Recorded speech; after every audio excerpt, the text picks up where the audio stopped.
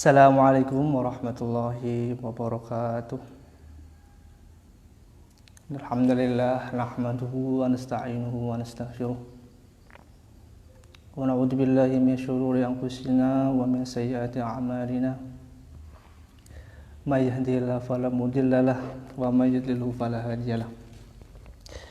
Asyhadu an la ilaha illallah wahdahu la syarika lahu wa asyhadu anna sayyidina Muhammadan abduhu wa rasuluhu la nabiyya ba'dahu. Amma ba'd. Para santriwan, santriwati Pondok Pesantren Maghrifatul Ilmi dan para jamaah sekalian, alhamdulillah pada sore hari ini kita masih diberikan nikmat sehat, kesempatan sehingga kita masih bisa menjalankan aktivitas kita sehari-hari, terkhusus pada bulan Ramadan. Semoga kita selalu diberikan kekuatan untuk menjalankan ibadah puasa ini dengan ridho dan rahmat Allah Subhanahu wa taala. Salawat serta salam marilah kita panjatkan kepada baginda Muhammad sallallahu alaihi wasallam. Semoga kita selalu mendapatkan syafaatnya kelak di akhirat. Amin amin ya rabbal alamin. Alhamdulillah pada sore hari ini kita akan memulai pembahasan mengenai tajwid. Ya, pembahasan mengenai tajwid. Para santriwan, santriwati khususnya nanti khusus untuk santriwan dan santriwati untuk mengikuti secara seksama, secara detail, dan untuk mencatat poin-poin penting supaya nanti bisa mereview kembali ketika nanti sudah masuk ke pesantren. Kemudian untuk pembelajaran kajian ilmu tajwid ini, ya, nanti pembahasannya secara terperinci. Ya. Sebelum kita memasuki kajian ilmu tajwid, masuk ke pembahasan ke materi, tentunya kita harus mengetahui apa itu tajwid. Mungkin sebagian orang udah tahu, sebagian santri tahu tajwid, namun belum tahu secara detail apa itu tajwid, apa itu definisinya, dan mungkin hanya sekedar tahu tanpa mengetahui sumber rujukan kitab-kitab klasik ulama-ulama terdahulu. Nah, baik. Sebelum memulai kajian ini, marilah kita kirim doa kepada guru-guru kita. Semoga dalam kajian ini kita mendapatkan ilmu yang bermanfaat dan selalu mendapatkan rahmat dan bimbingan oleh Allah Subhanahu wa taala. Al-hadiniyah wa ala kulli niyatin salihah ila hadratil Mustafa Rasulullah sallallahu alaihi wasallam thumma ila jami' ikhwani khususan ila ruhi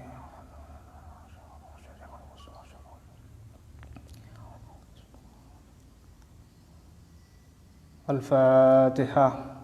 A'udzu billahi minasy syaithanir rajim. Bismillahirrahmanirrahim. Alhamdulillahi rabbil alamin.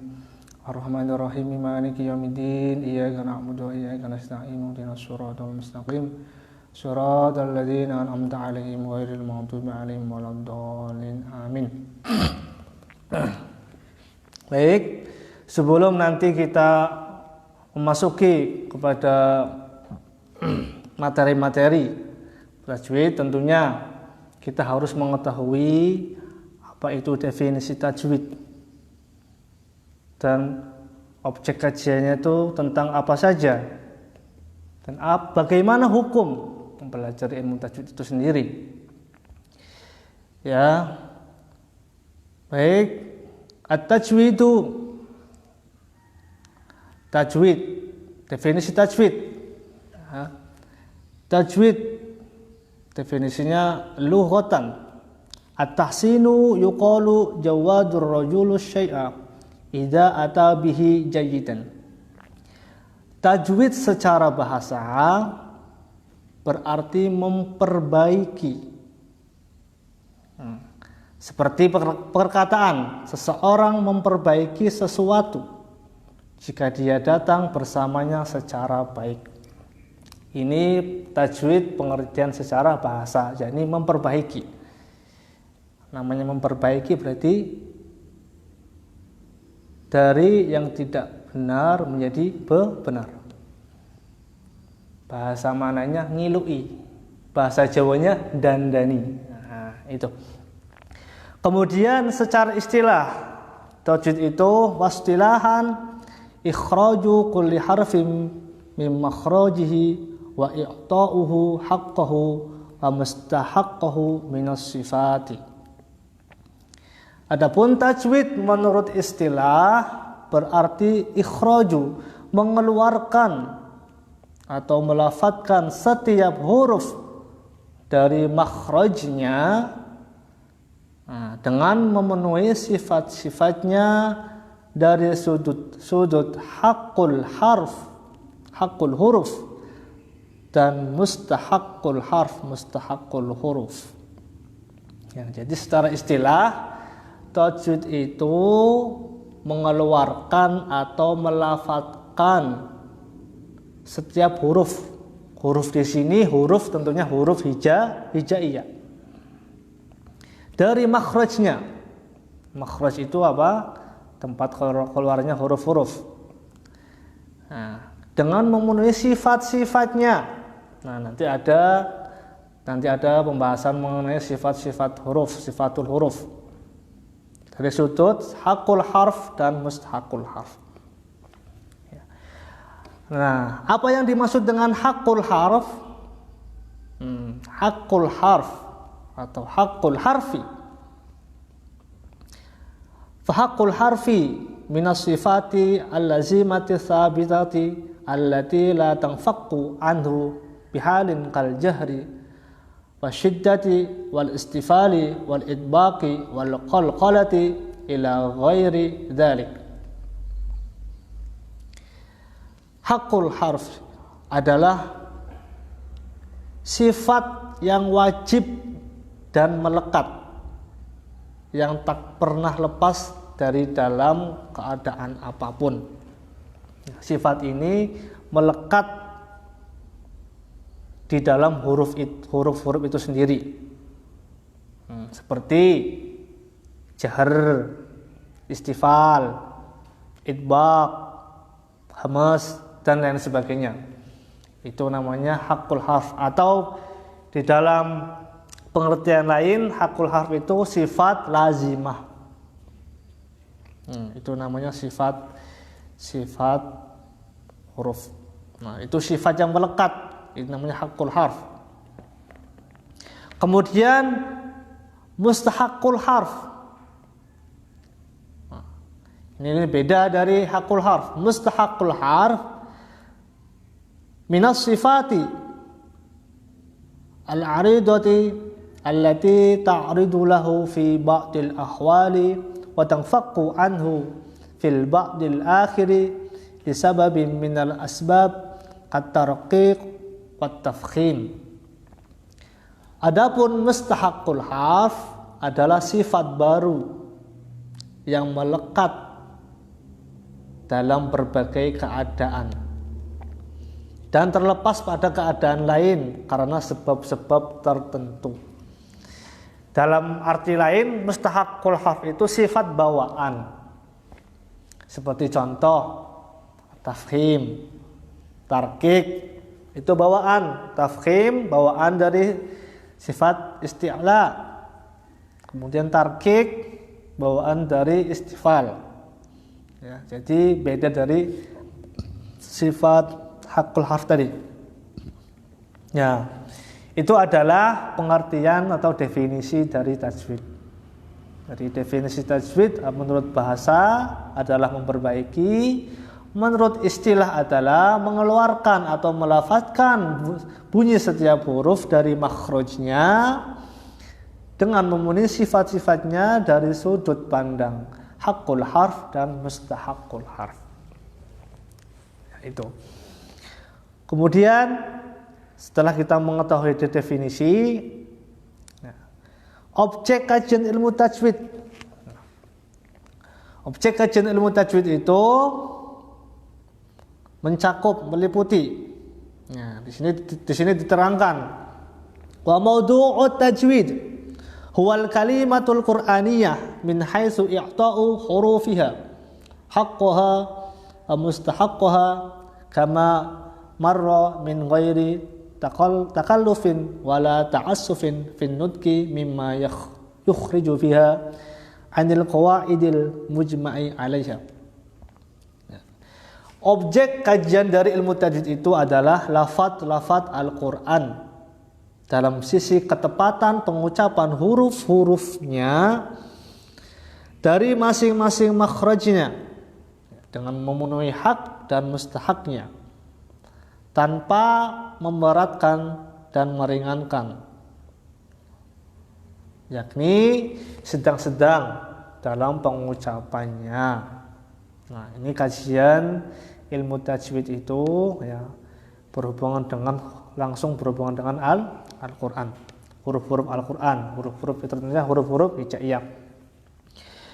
Kemudian setelah kita mengetahui definisi, kemudian objek kajian ilmu tajwid itu, kemudian siapa peletak dasar ilmu tajwid itu sendiri. Nah, di sini diterangkan wawadi'ut tajwid ammal wadi'u lahu minan nahiyatil amaliyati fahuwa Sayyiduna Rasulullah sallallahu alaihi wasallam li'annahu nazala alaihi al-Qur'an min indillahi ta'ala mujawwadan wa talaqahu salawatullahi wa salamuhu alaihi minal amin Jibril alaihi salam kadzalik. Ya. Adapun peletak dasar dari ilmu tajwid itu sendiri yang pertama peletak dasar ilmu tajwid dari pemakaiannya adalah Rasulullah Shallallahu Alaihi Wasallam itu sendiri, karena pada beliau ya Al-Quran turun, termasuk wahyu, mukjizat Rasulullah itu.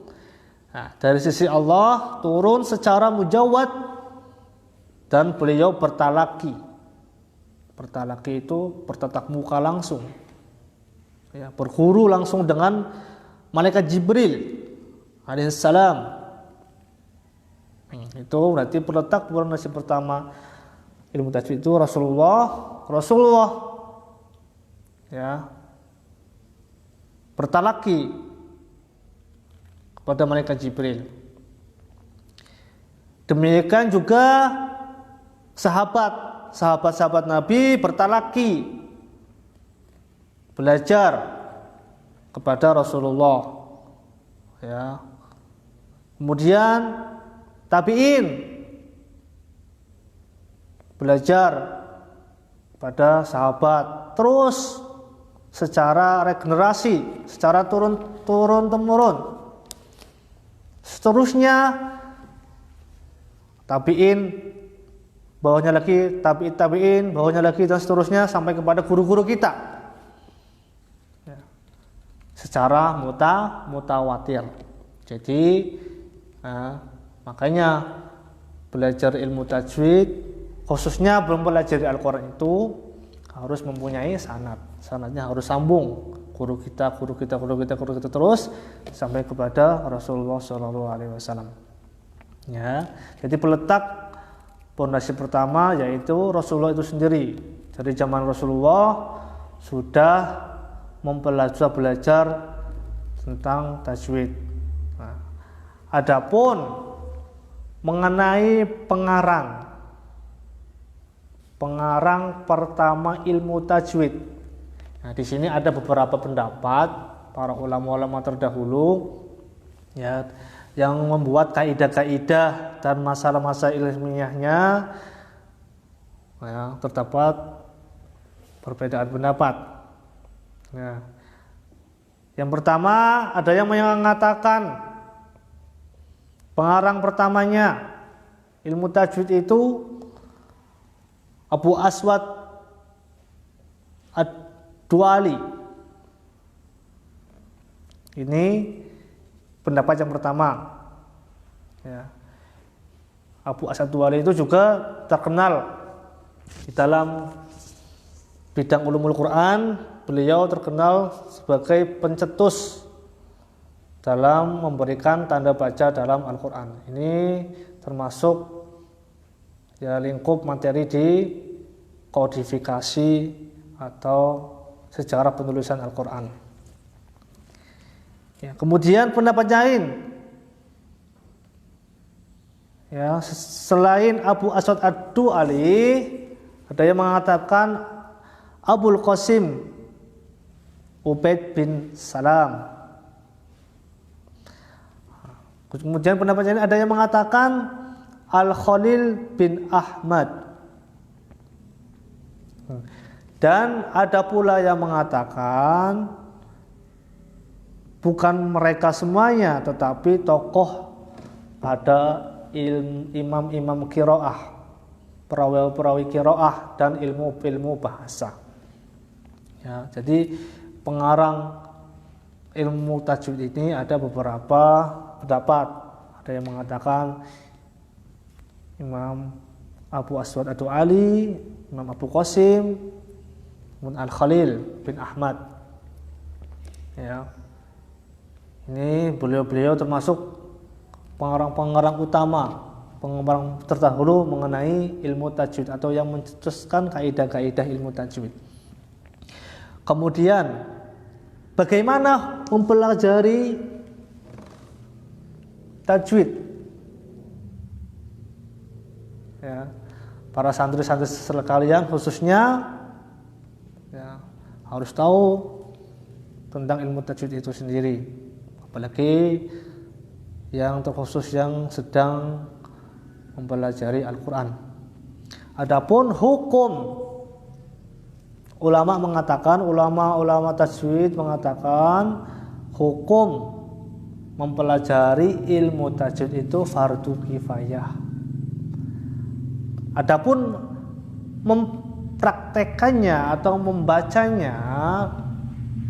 Al-Quran dengan tajwid itu hukumnya fardu ain.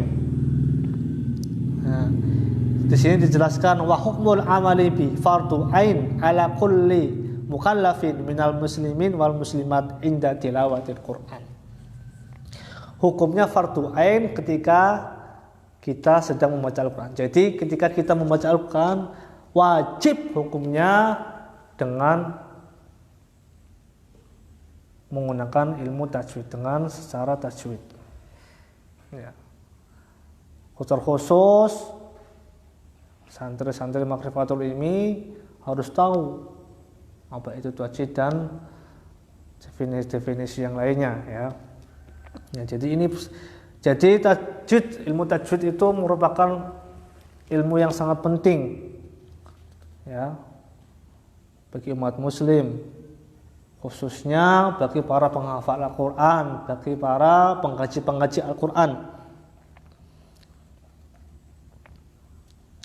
Ya, di Al-Quran sudah dijelaskan ya, warattilil Qur'ana tartila. Bacalah Al-Quran dengan secara perlahan-lahan. Ada yang mengatakan bacalah Al-Quran dengan secara tajwid. Artinya apa? Ketika kita membaca Al-Quran, yakni dengan betul-betul memenuhi kaidah-kaidah dalam ilmu tajwid. Nah, ini pembahasan mengenai kajian ilmu tajwid. Adapun ya kita sebagai umat muslim tentunya wajib bagi kita untuk selalu membaca Al-Quran, apalagi ini khususnya di bulan puasa. Kita biasakan untuk membaca Al-Quran dengan menggunakan tajwid. Ya, kemudian selanjutnya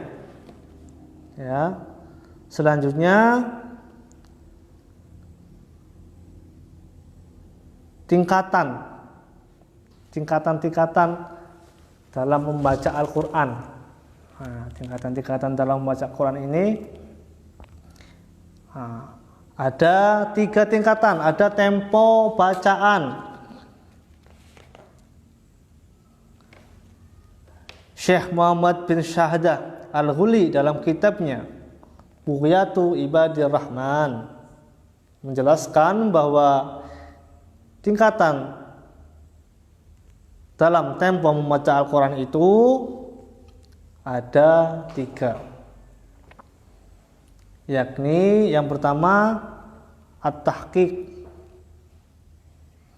dan yang kedua al-hadr,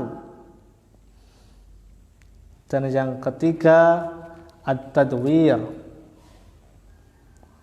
Ini tingkatan atau tempo istilah-istilah dalam membaca Al-Quran. Yang pertama at-tahqiq. Apa itu at-tahqiq? At-tahqiq itu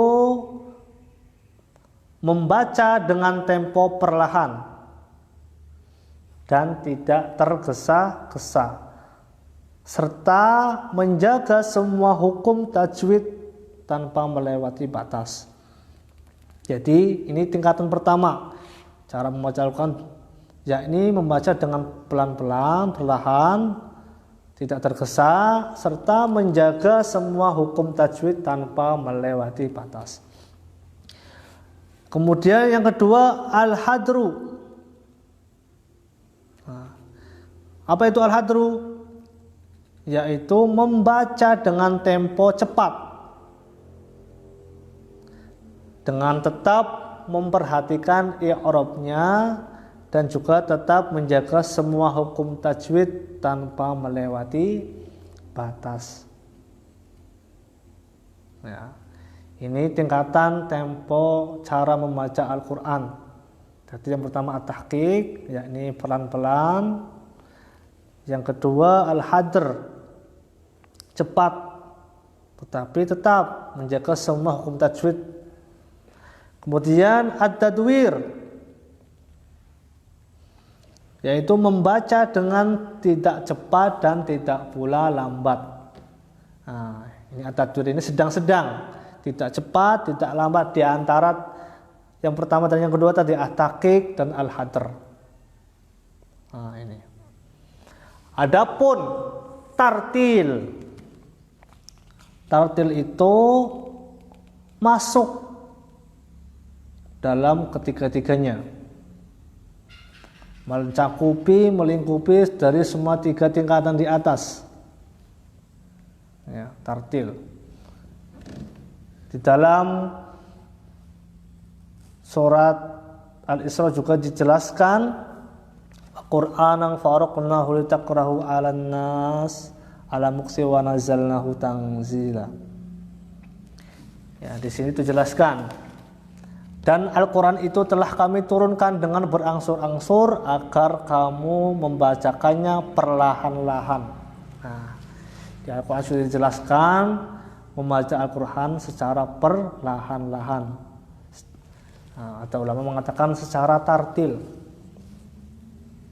Ya, secara tartil. Tartil, ada yang mengatakan tahqiq sebagian dari tartil. Nah, jadi membaca Al-Quran dengan tartil yaitu membaca dengan perlahan-lahan, ya, kemudian menjaga semua dari hukum-hukum tajwid, hukum nun mati, hukum mim mati, hukum mad dan sebagainya. Nah, itu.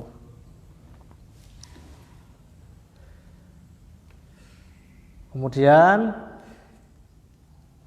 kita dalam mempelajari ilmu tajwid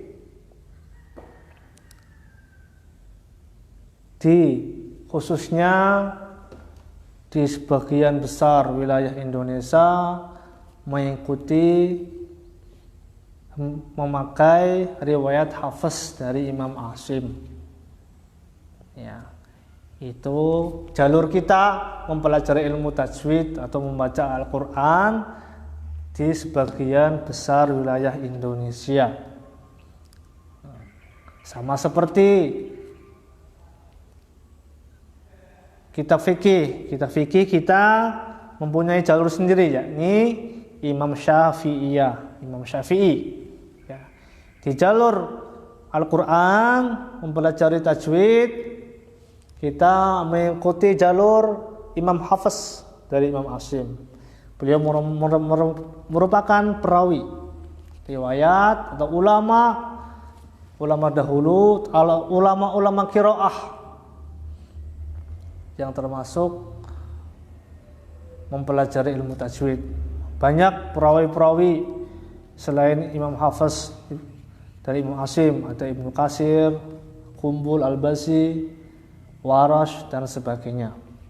Nanti itu pembahasan di ilmu qiraah sab'ah. Mungkin pada sore hari ini kita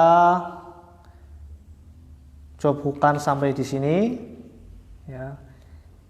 Sebelum nanti kita pada pertemuan selanjutnya, nanti kita masuk kepada pembahasan langsung ke materi-materi tajwid.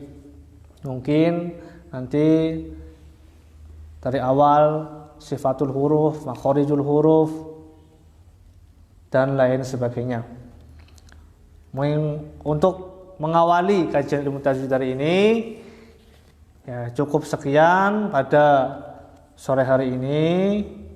Ya, semoga kita semua mendapatkan ilmu yang manfaat serta selalu mendapatkan bimbingan dari Allah Subhanahu wa taala. Mungkin apabila ada salah kata atau kekeliruan atau khilafan, kami mohon maaf. Semoga Allah Subhanahu wa taala selalu meridhoi setiap langkah kita. Amin amin ya rabbal alamin. Cukup sekian kajian ilmu tajwid pada sore hari ini. Nanti kita lanjut dalam sore besok pada materi selanjutnya, pada langsung ke pembahasan mengenai ilmu tajwid itu sendiri. Mungkin itu dari kami. Kurang lebihnya mohon maaf. Ihdinas shiratal mustaqim. Wallahul muwaffiq ila aqwamit thoriq. Assalamualaikum warahmatullahi wabarakatuh.